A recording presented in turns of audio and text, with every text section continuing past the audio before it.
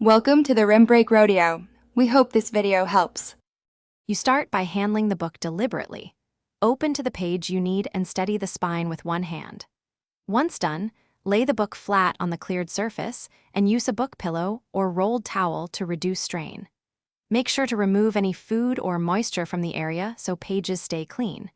You'll work in short sessions to preserve the material, so set a timer for 15-20 minutes before moving to the next step.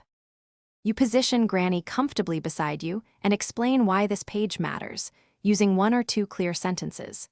Then read aloud slowly, enunciating and pausing frequently so she can follow or respond.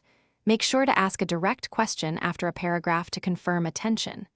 If vision or focus is limited, hold a high contrast card under the line or use a finger as a pointer. Once you notice fatigue, switch to summarizing rather than full reading to keep engagement. You close the session by summarizing the main points in plain language and writing one follow-up item on a sticky note.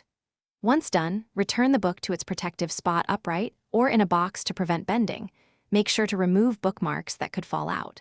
If Granny becomes confused, slow your pace, repeat short phrases, and show an associated photo or object. This usually reorients attention.